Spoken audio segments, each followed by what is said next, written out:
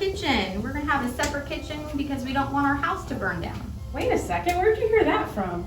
Well, from school books, from TV shows, movies, and other reenactments. Wow. Well, if you think of it this way, in the 18th century, a lot of wealthy people had both separate kitchens for some people or basement kitchens for other places, like Bacon's Castle, Monticello. They had basement kitchens, while Montpelier, Mount Vernon, Stratford Hall all had separate kitchens that were outdoors. So why would people that had the most to lose, because they were the wealthiest with the biggest homes, why would some of them decide to cook inside and other ones cook outside? Well, that makes a little bit more sense, but if they're not building it because of the fire, why are we separating our kitchens? Well, think about people in the 18th century. They didn't have any other options but to heat their homes, cook, and even provide lighting by using fire. So do you think they would have the luxury of being all that afraid of it? Probably not. They must not have been all that afraid of fire. Exactly. People of the 18th century had no choice but to light their homes and provide heat and provide cooking with fire. So they didn't really have the luxury of being all that afraid of having a fire in their house.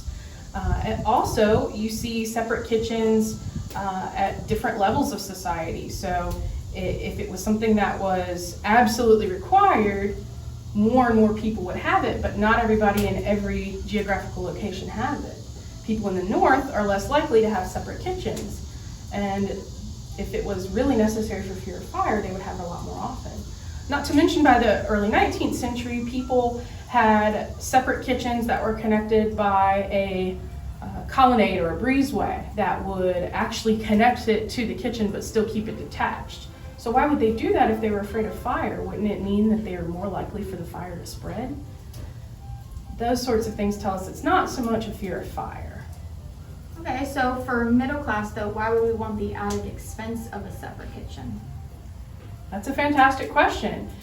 If you think of living in a modern house today and you shut all the doors and windows and you don't have air conditioning and you're not even cooking with a modern range, you're cooking with an open fire, how would the house feel? Probably pretty hot.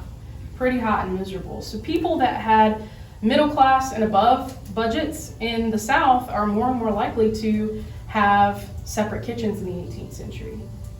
So we've established that it makes sense to have your kitchen in a separate building because it would get hot and miserable having all that fire in your living area at one time.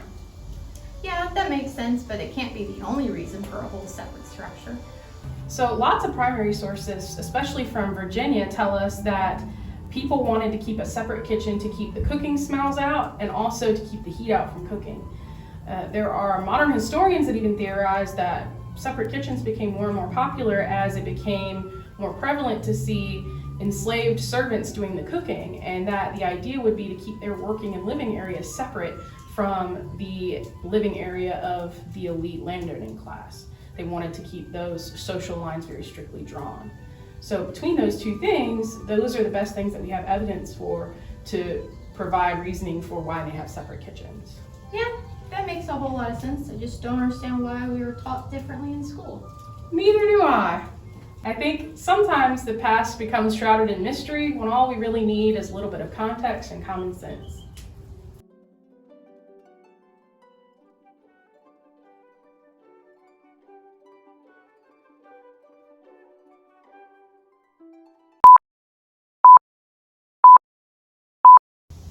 Hi folks, welcome to our separate kitchen. We're gonna have our separate kitchen because we're more afraid of fire in our house, so we don't want it to burn down.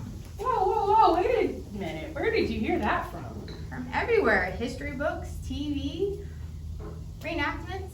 I'm gonna pause My brain just was like, I got 2 down, but not 3. Now I remember what comes next, okay. All right.